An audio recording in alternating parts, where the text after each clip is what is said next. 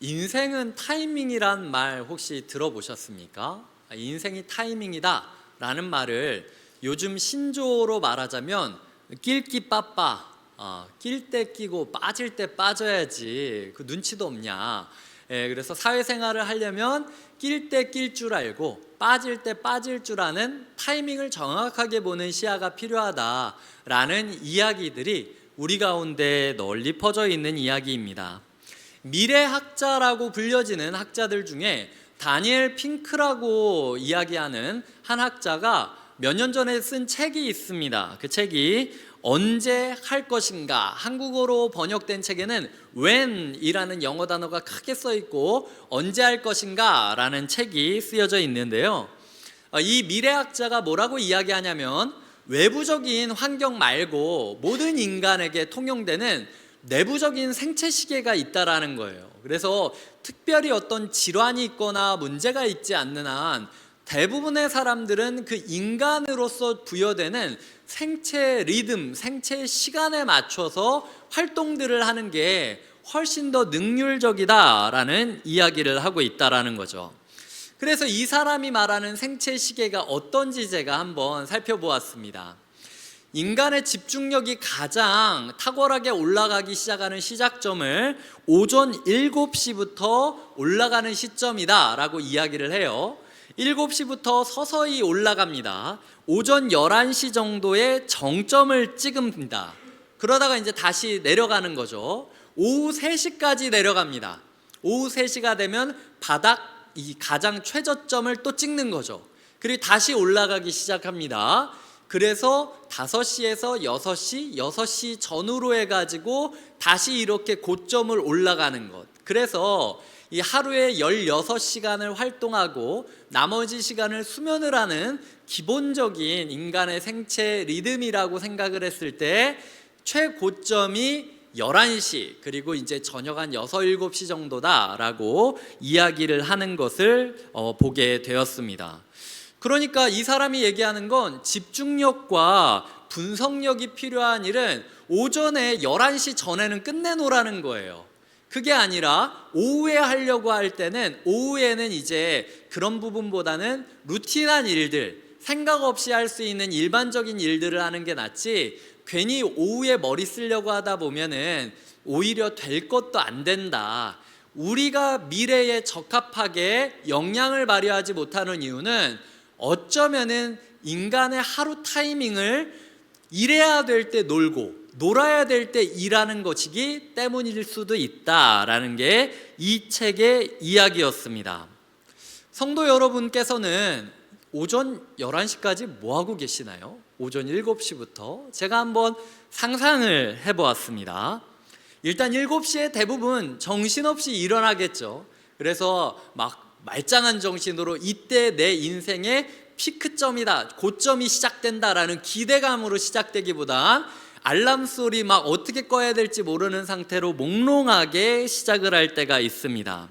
정신없이 준비하고 출근하는 사람은 멍하니 지하철이나 운전대나 아니면 버스를 타면서 멍하면서 생각 없이 그냥 출근하고 등교를 하고 있겠죠. 혹은 가족들을 등원시키고 등교시키고 나서 이제 이 설거지를 어떻게 해야 되나, 뭐 이거는 어떻게 해야 되나, 약간 한숨 돌리고 있는 사람도 있을 것입니다. 대부분 이 7시부터 11시까지 공통적으로 요즘 사람들이 생각하는 중요한 이슈는 첫 번째로는 오늘 커피 뭐 마실까? 어디서 마실까? 뭐 마실까? 이렇게 생각할 때가 있고요. 동료들이랑 인사 나누면서 이 귀한 시간을 허비할 때가 많죠. 어제 뭐 먹었어? 어제 뭐 했어? 오늘 옷은 좀 어떠네? 이러면서 이 귀한 시간을 놓칠 때가 많이 있죠. 그러다가 잠시 회의를 하고 나면은 벌써 10시 반, 11시 뭐 이때쯤 되는 거예요. 자, 11시가 되면은 정확하게 모든 사람들이 생각하는 주제가 있죠. 점심 뭐 먹을까? 네.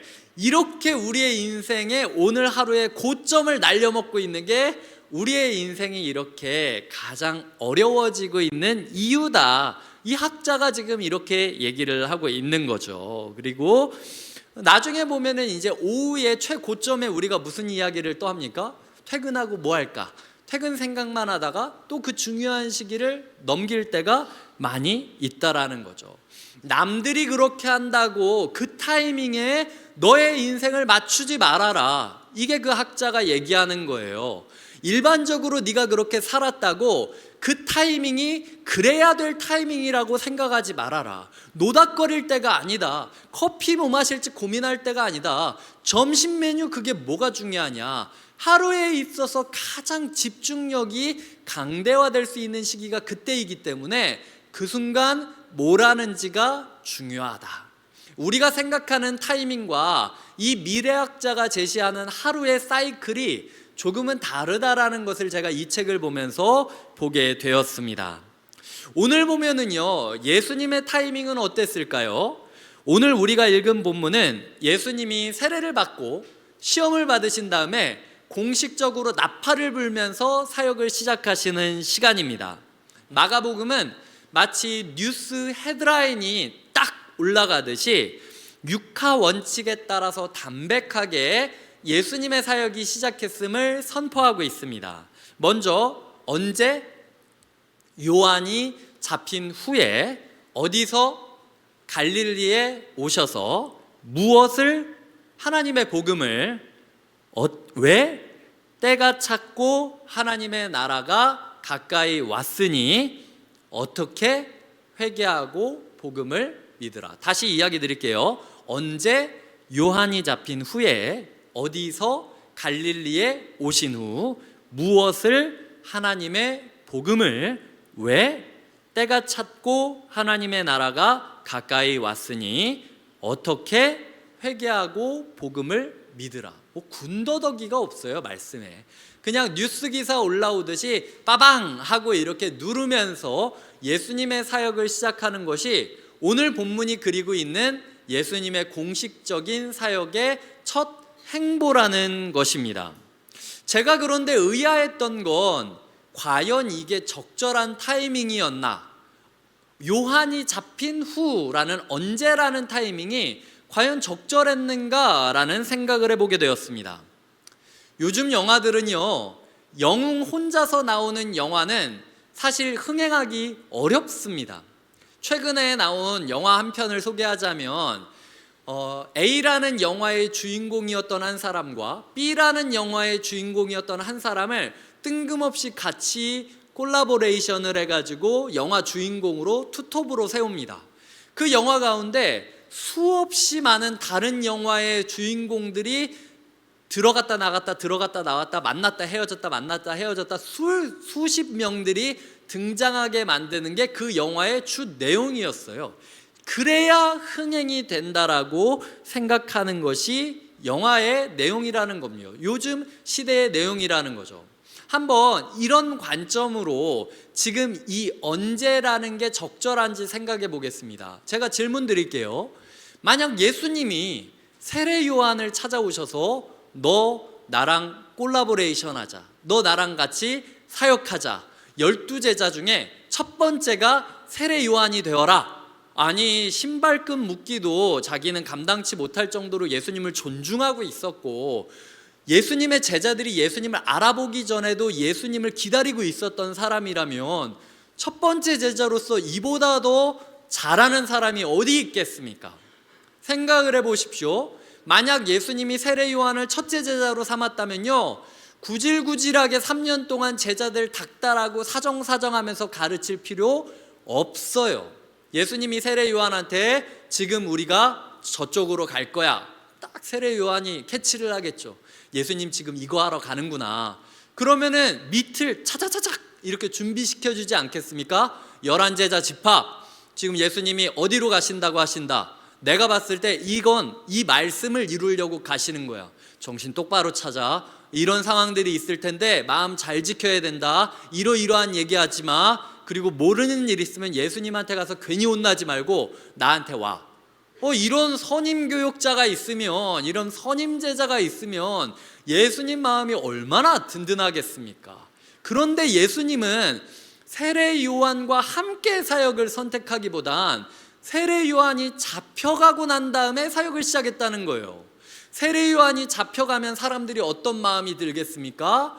아니, 온 도시가 술렁술렁일 정도로 뛰어났던 저 세례 요한도 잡혀가는데 예수라고 뭐 별다른 일이 있을까? 좀 지켜보면서 예수가 뭔가 좀 되는 것 같으면 그때서야 우리가 따르면 되지 않을까? 이런 식으로 좀 움츠려들지 않겠습니까? 위축되지 않겠습니까? 예수님이 아무리 잘해도 좀 지켜보려는 마음이 들지 않겠습니까? 남들이 잘 될 때 그 바람을 힘입어서 탄력을 받아서 올라가려고 하는 게 아니라 오히려 되던 분위기도 꺾이고 있는데 지금 예수님이 거기서 교회를 개척하겠다라고, 거기서 사역을 시작하겠다라고 나팔을 불고 개업식을 하고 있는 거예요. 그러니까 우리가 봤을 때는 조금 의아한 타이밍에 사역을 시작하고 있다라는 것이죠. 세상 사람들은 지금 세례 요한이 잡혔고 저렇게 사람들의 명성을 받았고 저렇게 온 사람들이 관심을 가지고 있었던 세례 요한마저 지금 무너진 이때는 누가 일을 벌려도 다 망한다라고 이야기하는 가장 큰 위기의 때를 예수님은 왜 가장 좋은 기회의 때라고 생각을 하면서 사역을 시작하셨을까? 이게 제가 한 주 동안 고민했던 주제였습니다. 진흙이 있습니다. 진흙 입장에서 봤을 땐 어느 날 누군가가 자기를 막 뭉개서 그나마 힘겹게 유지하고 있었던 형태조차도 가루로 만들어 버리는 거예요. 거기다가 홍수처럼 물을 확 부어가지고 포포스 같은 물 때문에 자기의 형태를 유지하지 못하고 끈적끈적한 마치 가래침 같은 존재로 변하고 있는 자신을 보게 된다라는 것이죠. 그때 그 진흙의 마음이 어떨까요? 자기가 무너지는 것 같고 자기가 바뀌는 것 같고 내가 아닌 것 같고 여러 가지 회의감과 고민이 들지 않겠습니까? 그런데 만약 자기를 그렇게 누르고 자기를 그렇게 물로 으깨어버리는 존재가 세계에서 제일 가는 도자기 만드는 명인이라는 사실을 인지한다면 만약, 그러면은 진흙은 이 상황을 시험의 상황으로 여기고 위기의 상황으로 여기는 것이 아니라 은총의 상황으로 여기고 기회의 상황으로 여길 겁니다. 이제 더 이상 내가 진흙으로 끝나지 않겠구나. 이제부터 내가 도자기가 되는 길이 시작되는구나 라고 기대감을 가지며 그 순간에 임하게 될 것이라는 것이죠. 중요한 건 상황이 아니라 그 상황 너머에서 누가 이 상황을 주도하고 있는지를 보느냐에 따라서 상황을 보는 관점이 바뀔 수 있다는 겁니다.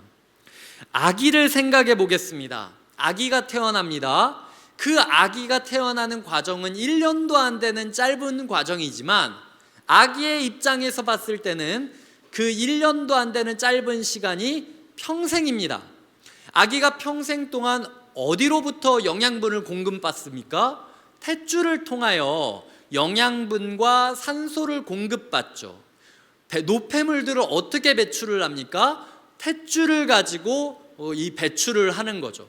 그런데 만약 성도님들에게 이 법칙을 제가 동일하게 요구하면서 어렸을 때부터 우리들은 그렇게 살아왔으니까 꼭 입으로 먹고 똥도 입으로 싸야 된다고 하면 성도님들 마음 가운데 이 부분이 자연스럽게 받아들여지겠습니까? 아니죠. 지금 우리에게는 다른 감각, 다른 생활, 다른 습관이 더 익숙해져 있는 거예요. 만약 그 아기가 나는 평생 동안 먹는 것도 일로 먹었고 숨 쉬는 것도 일로 먹었고 싸는 것도 일로 쌌어요. 근데 왜 탯줄을 자르려고 해요? 이 아이한테 유일한 엄마와의 연결점이었던 탯줄을 끊는 게 얼마나 믿겠습니까? 얼마나 싫겠습니까? 하필이면 병원에서는 꼭 그거 아빠 보고 하라 그래요. 그래서 저도 저희 아이 탯줄 끊을 때 이 아이가 혹시 이때 트라우마로 아빠를 볼 때마다 원망을 하지 않을까? 네가 엄마랑 내 사이를 갈라놨어? 마치 아빠가 엄마는 내 거거든? 이렇게 얘기하는 것처럼 느껴질까 봐 나중에 제가 이걸 어떻게 얘기해야 될까 고민하면서 탯줄을 잘랐던 기억이 있거든요.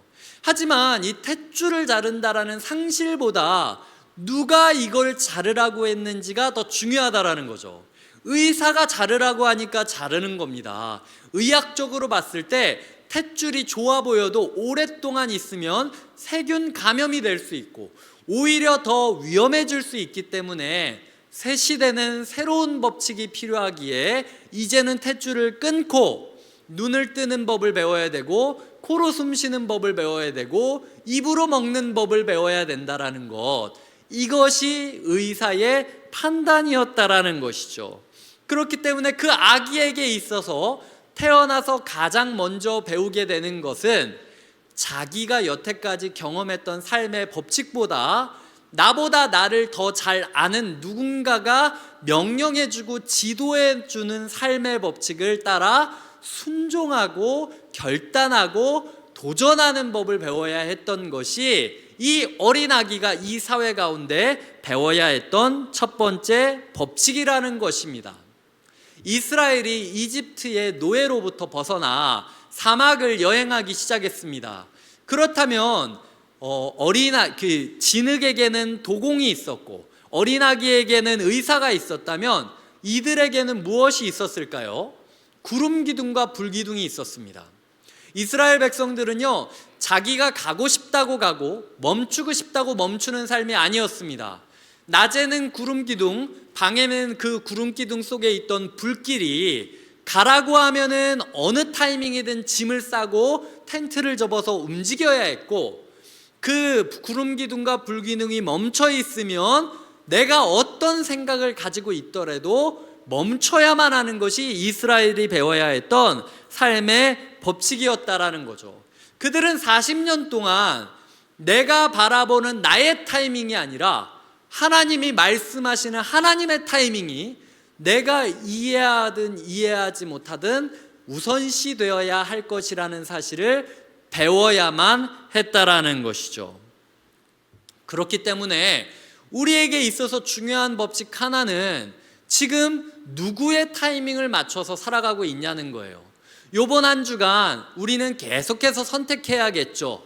이것을 해야 될까 말아야 될까, 이 순간을 이렇게 해석해야 될까 저렇게 해석해야 될까, 수많은 선택지들이 우리 가운데 있습니다. 하지만 예수님처럼 많은 사람들이 위기라고 하는 순간도 기회로 여길 줄 알고 많은 사람들이 기회라고 여기는 순간도 멈춰 있어야 될 수 있는 이유와 근거가 무엇입니까? 말씀이 그렇게 말하고 있는가? 구름 기둥과 불 기둥이 우리에게 갈 길을 알려주고 타이밍을 정해주듯 오늘 내가 큐티를 하고 오늘 내가 묵상을 하고 오늘 내가 기도를 하는 가운데 하나님께서 나에게 어떤 기준을 주시느냐, 예를 들어 어느 날처럼 너 머물러서 침묵을 배워야겠다 한다면 멈춰서서 침묵을 배워야 되는 거고, 어느 날은 하나님이 너 생각 말고 일단 가라고 한다면 걱정 금신 다 내려놓고 고 하면 되는 거예요. 하나님께서 우리의 삶 가운데 주시는 말씀을 기초로 하여 나아가야 된다. 우리의 삶이 말씀 중심으로 타이밍을 준비하고 있느냐, 내 생각 중심으로 타이밍을 재고 있느냐, 하나님께서 물어보시는 첫 번째 질문인 거죠. 두 번째는요, 공동체를 중심으로 함께 결단하고 함께 묵상해야 된다라는 거예요. 말씀을 중심으로 우리가 나아가야 한다면 우리가 생각할 수 있습니다. 나는 이렇게 생각했다, 너는 이렇게 생각한다. 부부간에도 말이 안 맞을 수 있어요. 나는 오늘 말씀 읽었더니 고인데 나는 말씀 읽었더니 멈추라고 하던데, 이렇게 안 맞을 수 있는 게 우리 공동체의 모습입니다. 그런데 생각해 보세요. 예수님이 지금 지난주부터 생각을 하면 자기가 하고 싶은 대로 사역의 타이밍을 정했습니까? 12절에 보면은 성령님이 예수님의 엉덩이를 빵 차죠. 지금은 시험 받아야 될 때라고. 예수님, 나는 그렇게 생각 안 하는데, 버티지 않고 성령님이 가자고 하면 따라갔습니다. 오늘 본문도 보면은 하나님의 복음, 하나님의 나라, 내 복음, 내 나라, 내 공동체, 내 비전, 이게 아니었어요. 예수님이 생각했을 때 하나님이라는 존재를 항상 의식하고 예수님 또한 자기 마음대로 인생을 산 게 아니라 하나님과 성령님이라는 공동체를 가지고 함께 고민하고 함께 타이밍을 이루어서 한 박자로 사역을 했다라는 거죠. 성도님들 가운데 말씀 묵상을 통해서 내가 교훈을 얻었는데 이 길이 맞는가라고 검증할 수 있는 비결은요, 우리 공동체가 어떤 결정을 내리고 어떤 말씀을 묵상하고 어떤 기도를 하고 있는지를 보셔야 됩니다. 저는요, 곁에 있는 교회로 하나님이 우리를 불러주신 이유가 분명히 있다고 생각을 합니다. 하나님께서 우리를 태초부터 예정하셔서 여기까지 부르셨다라는 건 우리가 다 같이 굴러가야 되는 어떤 지점이 있는 거예요. 광야에서 이스라엘 사람들이 구름 기둥과 불 기둥을 보았을 때 모세가 구름 기둥이 멈췄네, 멈춰야 돼. 근데 누가 무세하게 찾아와서 내 구름 기둥은 안 그런데? 가라는데? 나는 그래서 갈 건데? 라고 움직이는 게 바른 해석입니까?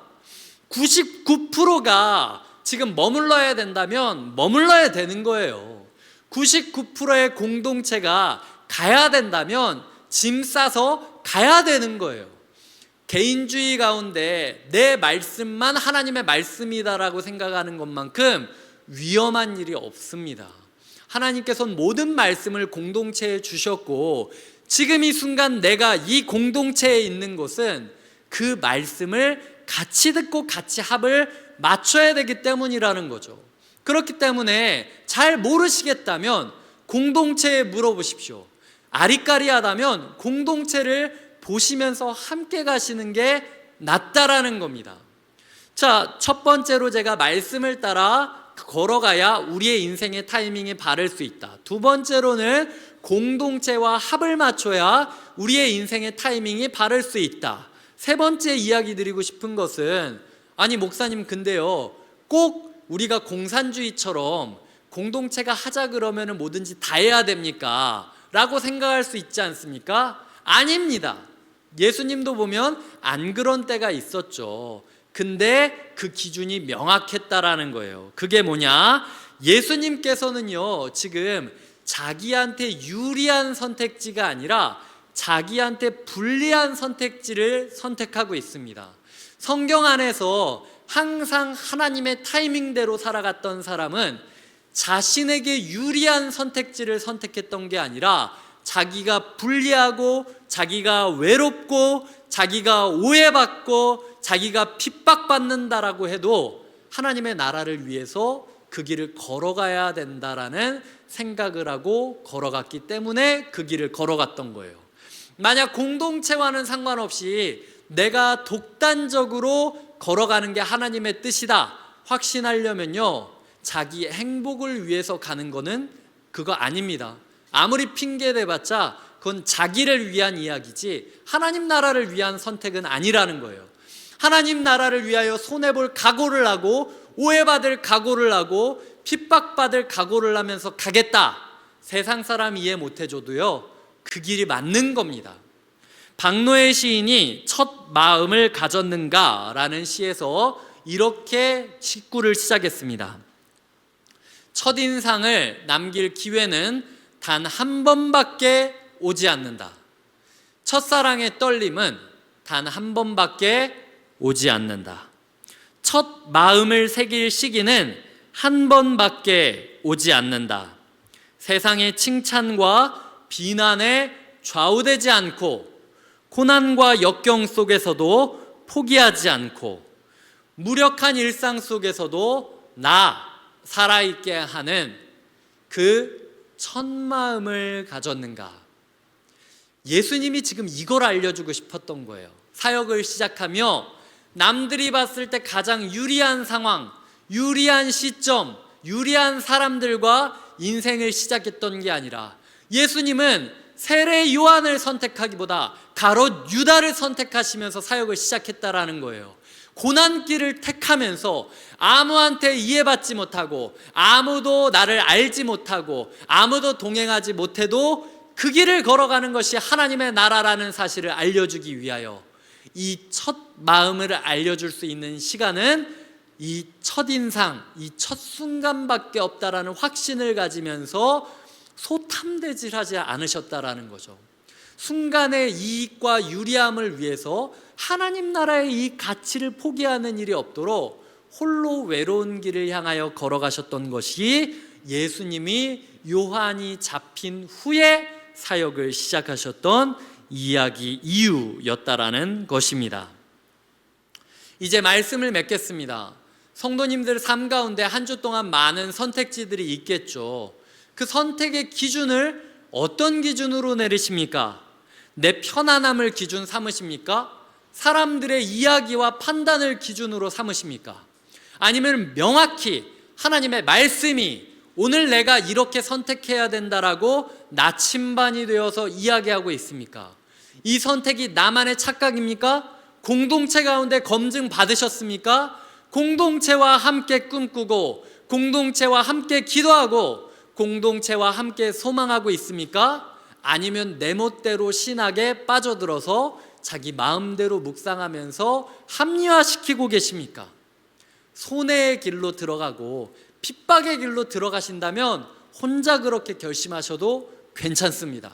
하지만 그게 아니라 어떻게 하면 내가 이익이 얻을까? 어떻게 하면 내가 유리해질까 고민하신다면요, 그쪽으로 가는 길이 성공의 길이 아니라 더 실패의 길이 될 수 있다는 거예요.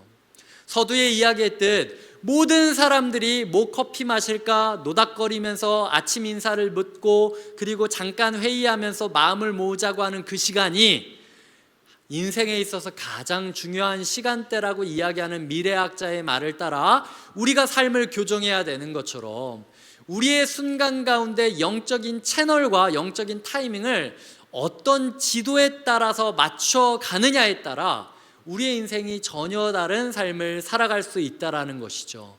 한 주간 많은 선택지 가운데 오직 하나님 나라, 하나님의 복음, 그 복음을 위하여 자신의 삶이 뭉개진다 할지라도, 자신의 삶이 탯줄이 끊어지듯 끊어진다 할지라도, 자신의 삶이 외로운 사막길로 들어간다 할지라도 그럼에도 불구하고 하나님의 길을 선택하시길 주님의 이름으로 축복드립니다.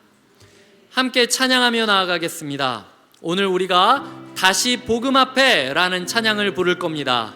많은 사람들이 말하고 많은 사람들 노래는 하지만 가지 않는 길이 있습니다. 두려운 생각보다 힘들고 험한 길보다 그저 말로만 가려고 하는 길이 있습니다. 그렇게 멀어져 가는 복음의 길, 그렇게 멀어져 가는 하나님 나라의 길, 이 교회 가운데 예배를 드리고 있지만 나 또한 그런 말로만 복음의 사람이 되고 있는 것 아닌지 돌아보시고 회개하시며 주님의 선택을 하기를 꿈꾸며 함께 찬양하겠습니다.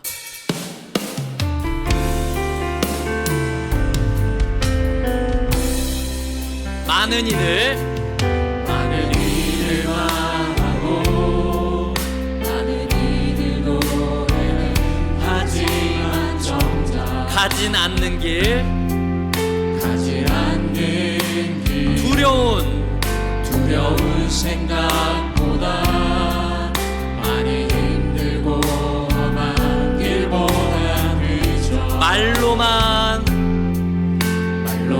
가려니 점점 멀어져만 가네. 내게 생명 주었던 그 길 점점 이용하려 하네. 점점 이용하려 하네. 내게 사랑 주었던 그 길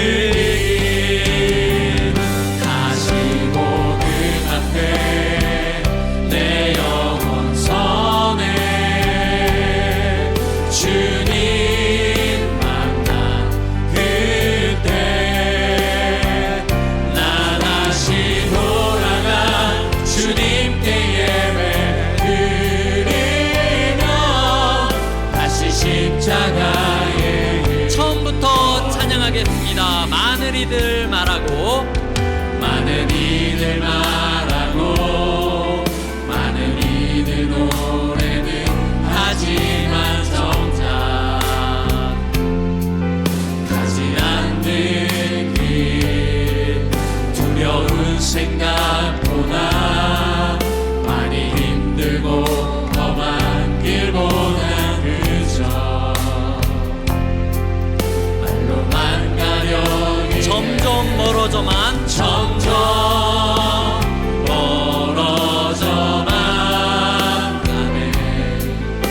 내게 생명 주었던 그 길 점점 이용하려 하네. 점점 이용하려 하네. 내게 사랑 주었던 그 길 다시 복음 앞에 내 영혼 선해.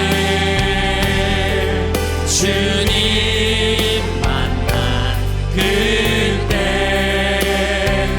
나 다시 돌아가 주님께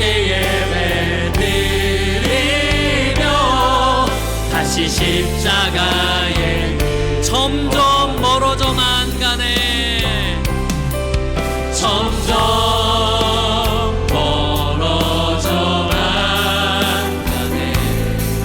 내게 생명 주었던 그 길 점점 이용하려 하네. 내게 사랑 주었던 그 길 다시 복음 앞에 내 영혼 선해. 주님 만난 그때 나 다시 돌아가 주님께 예배드리며 다시 십자가의 길 걸으리.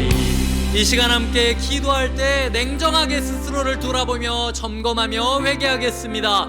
복음에 대해 이야기하고 있지만 하나님, 내가 복음의 길을 걸어가기보단 나에게 유리한 상황, 나에게 유리한 타이밍, 나에게 유리한 선택지를 찾아갔음을 고백합니다. 하나님 나라를 생각하게 하여 주시고 공동체와 함께 말씀을 묵상하며 선택하게 하여 주시며, 하나님, 내가 이득이 되는 길보단 내가 손해가 된다 할지라도 하나님께 이득이 되는 길을 선택하게 하여 주시옵소서. 이 시간 한번 부르짖으며 기도하도록 하겠습니다. 하나님 아버지, 우리의 한 주간 많은 선택지들이 있을 것이고 많은 결과들을 보게 될 것입니다. 모든 사람이 쉬어야 된다는 타이밍에 집중해야만 인생이 성공할 수 있다는 이야기를 들으며 우리의 영적 인생이 어떠해야 되는지 고민하게 됩니다. 내 관성적으로 내 주변 사람들의 인생들을 바라보면서 나 또한 그렇게 살아가고 있던 것 아닌지 돌아보게 하여 주시옵소서. 멈춰야 될 때 걸어가고 걸어가야 될 때 멈춰있는 우리의 삶을 돌아보게 하여 주시옵소서. 말씀을 묵상하며 말씀의 타이밍에 조율되게 하여 주시옵소서. 공동체를 바라보며 공동체에게 검증받게 하여 주시옵소서. 내가 이득이 되는 길보다 내가 손해가 된다면 후회 없이 전진하게 하여 주시옵소서. 하나님, 예수 그리스도께서 자기에게 유리한 타이밍이 아니라 하나님이 말씀하시는 타이밍에 자신의 사역의 나팔을 부으셨던 것처럼 하나님, 우리의 인생의 타이밍을 하나님에게 조율되어 살아가게 하여 주시고 불게 하여 주시옵소서. 다 같이 일어나 찬양할까요? 점점 멀어져만 가네. 점점 멀어져만 내게 생명 주었던 그 길 점점 이용하려 하네. 점점 이용하려 하네. 내게 사랑 주었던 다시 한번 점검해 봅시다. 점점 멀어져만 점점 이게 우리 모습 아닙니까? 내게 생명 주었던 점점 이용하려 하네. 점점 이용하려 내게 사랑 주었던 그 길 다시 복음 앞에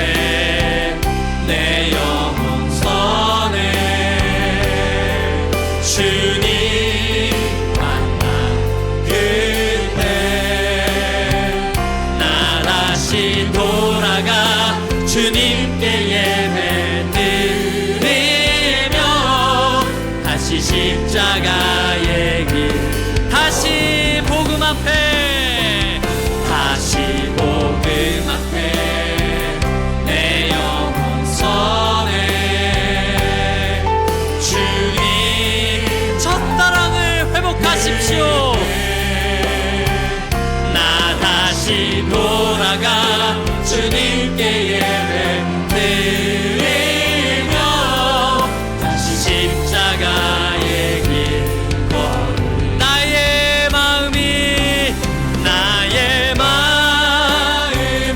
아버지의 마음 알아 내 모든 뜻 아버지의 뜻이 될 수 있는 아멘. 나의 온몸이 아버지의 마음 알아 내 모든 삶 당신의 삶